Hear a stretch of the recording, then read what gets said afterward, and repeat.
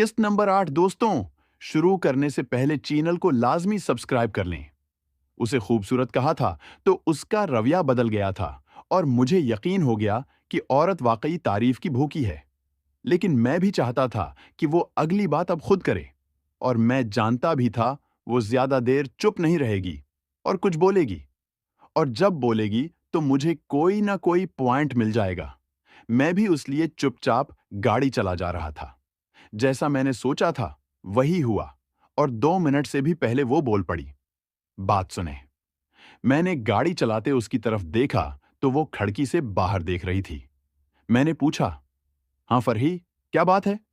वो इसी तरह खिड़की से बाहर देखते हुए बोली, आपने भाभी को मुन्ना दिखाई में गोल्ड चेन दी थी ना? हाँ तो? मैंने सवालिया नजरों से इसकी तरफ देखा तो वो मुसलसल बाहर देखते हुए बोली, उधर मुन्ना दिखाई में गोल्ड चेन और मुझे इतना कुछ करके सिर्फ शॉपिंग? फिर वो सहेल वड़ाइच के अंदाज में बोली, क्या ये खुला तजाद नहीं? मैं बेसाख्ता हंस पड़ा और उसे कहा, वहां मैं रोज बहुत कुछ करता हूं। नाम मुन्ना दिखाई का होता है, वरना होता और भी बहुत कुछ है। उसने एक नजर मेरी तरफ देखा और फिर बाहर देखते हुए बोली, तो इस पे आपका हक भी है, मुझ पे ये हक तो नहीं था ना। मेरा ये हक तो किसी और का था जो आपने चरा लिया। मैंने अपना बायां हाथ उसकी तरफ किया और साइड पे हल्का सा थप्पड़ मारा और कहा, मैंने कुछ नहीं चराया, ये देखो सारा कुछ यहीं है। वो बाहर देख रही थी। मेरे उस तरह छूने पे बेसाख्ता अच्छल पड़ी और बोली, बदतमीज, कुछ शर्म करें, ये सड़क है। और साइड से ढकने की कोशिश करने लगी और मुझे उसको देखकर हंसी आ गई। मुझे हंसता देखकर वो भी शर्मंदा शर्मंदा हंसने लग गई। मैंने उसकी मुना दिखाई वाली बात सुनी तो मेरे जहन में एक अनोखा ख्याल आया। मैंने गाड़ी चलाते चलाते इधर उधर देखना शुरू कर दिया और एक बीनिक के सामने मैंने गाड़ी खड़ी कर दी। इसने मेरी तरफ देखा मगर कुछ न बोली।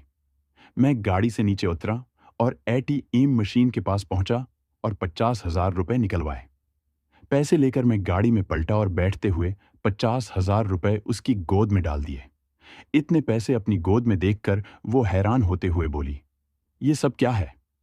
उसकी आंखें हैरत से फैल गईं। मैंने हंसते हुए कहा, ये मुन्ना दिखाई समझो या दिखाई, मगर अब ये तुम्हारे हैं। वो एक नजर पैसों पे डालकर बोली, बदतमीज इंसान, उम्मी मुझे जान से मार देंगी, और कुछ सोच कर भी बोला करो। मैंने कहा, अभी तो तुम कह रही थी कि मुझे कुछ दया नहीं है, अब दिया है तो भी बहस कर रही हो। चलो इससे गोल्ड की कोई चीज ले लेते हैं। नाजरीन, उस वक्त सोना कोई 70,000 तौला था और अम्मी को मैं संभाल लूंगा। इसके चेहरे पे बेयकीनी के तासरात थे। उसने मुझसे कन्फर्म करते पूछा, ओए डरटू भाई, क्या हो गया है? कोई निशा तो नहीं क्या हुआ? मैंने भी हंसते हुए कहा, कुछ नहीं किचरा रानी, ये सब तुम्हारे लिए ही हैं। अगर तुम वहां चुप रह सकती हो तो ये तो कुछ भी नहीं है। फरवा ने मेरी तरफ शर्माते हुए देखा और बोली, गंदे बदतमीज हो आप। लेकिन अब की बार इसके चेहरे पे शर्म और मुस्कुराहट थी। पैसा वाकई सब कुछ बदल सकता है। मैंने कहा, कोई बात नहीं, पहले हम ज्वेलर के पास जाते हैं और वहां से तुम भी गोल्ड चेन और जो कुछ लेना हो ले लो। उसने मेरी तरफ देखा और शरारती अंदाज में बोली, सोच लो, अब मैं कंडी लगाकर सौया करूंगी, फिर ऐसा ना हो कल अफसोस करो। मैं हंस पड़ा और कहा, तुम बेशक लाख भी कर लेना, मुझे कोई अफसोस नहीं होगा, और न मुझे तुम पे खर्च करने से अफसोस होता है। सच कह रहे हो आप? उसने मेरी तरफ बेयकीनी से देखा। मैंने भी उसकी आंखों में देखते हुए कहा, हाँ, जब दिल करे आजमा लेना। अच्छा तो ये बात है, तो मकान का ऊपर वाला पोर्शन मेरे नाम कर दोगे? अबू ने मकान मेरे नाम पे बनाया हुआ था और यह बात सबको पता थी। मुझे ये बात सुनकर हंसी आई और मैंने हाथ बढ़ाकर उसका हाथ अपने हाथ में लिया और गाड़ी चलाते चलाते ही कहा, सिर्फ ऊपर वाला पोर्शन क्यों?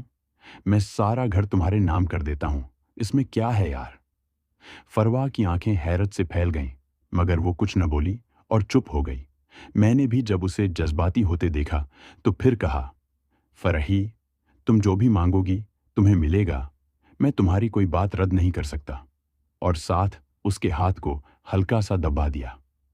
फरही ने डबडबाई आंखों से मुझे देखा और हंसकर चुप हो गई।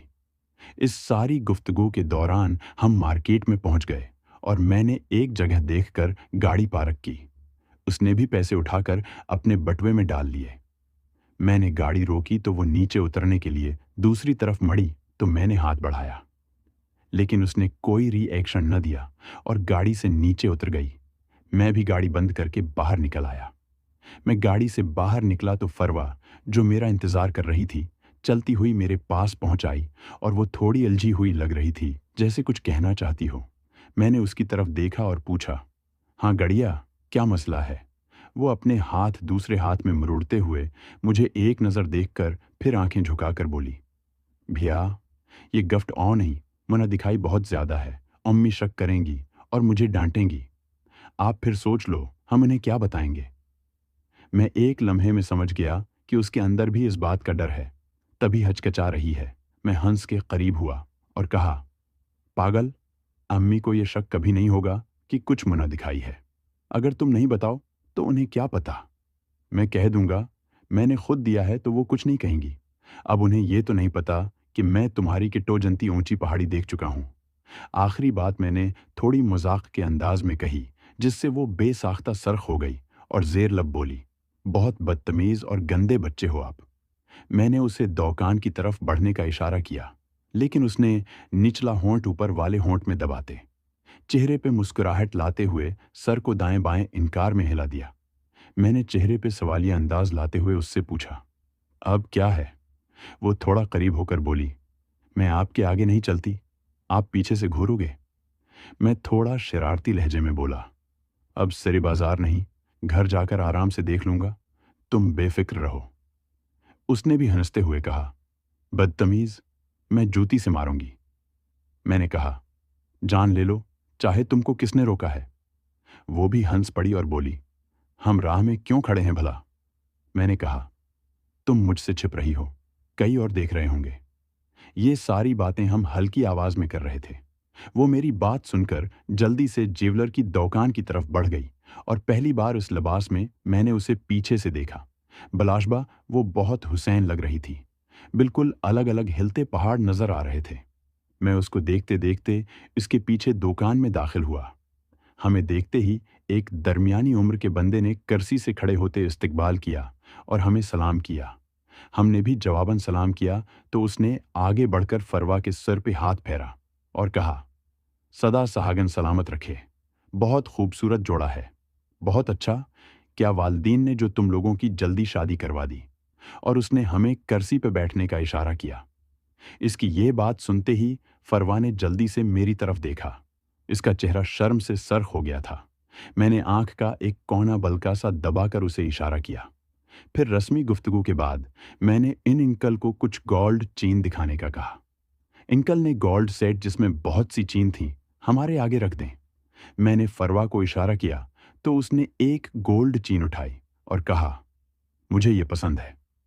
दुकानदार अंकल ने इस चीन को तौला और हमें कीमत बताई, जो कि मेरे अंदाजे से कम ही थी। मैंने वो चीन पैक करवाई और अंकल को कहा कि अंगूठियां दिखा दें, और उन्होंने अंगूठियां दिखाएं। अब की बार मैंने एक अंगूठी उठाई और फरवा की तरफ इशारा किया तो उसने अपना हाथ आगे बढ़ा दिया।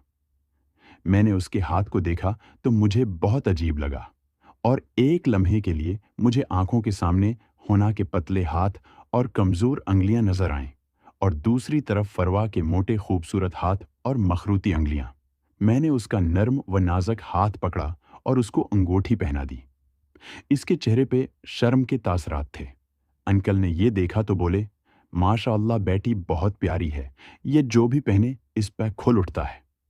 फरवा शर्माकर हंस पड़ी और मैंने अंगूठी और चीन की कीमत अदा की और हम दुकान से निकल आए। दुकान से निकलते ही फरवा ने मुझे फिर कहा, भाई बदतमीज, बताया क्यों नहीं कि हम बहन भाई हैं। मैंने उसकी तरफ देखा और कहा, यार, अगर ख्याल में ही तुम थोड़ी देर के लिए मेरी बीवी बन रही हो तो उससे अच्छा और क्या होगा। सच में तो तुम हाथ भी नहीं लगाने देती हो। उसने थोड़ा संजीदा होने की कोशिश करते हुए कहा, कोई दोस्तों, अगली किस्त देखने के लिए चैनल को लाजमी सब्सक्राइब कर लें और साथ में बेल आइकन को भी दबा दें ताकि नई किस्त का नोटिफिकेशन आपको फौरन मिल जाए। दोस्तों, किसी भी किस्म की कहानियां या फिर ये कहानी कटिंग के बगैर घर की या बाहर की मुकम्मल कहानियाँ खरीदने के लिए इस नंबर पर व्हाट्सएप पर राब्ता करें। हमारे पास लातादाद हर तरह की कहानियाँ, नॉवेल्स मौजूद हैं। आपको बहुत सी स्टोरीज बहुत अच्छे रेट में मिल जाएंगी।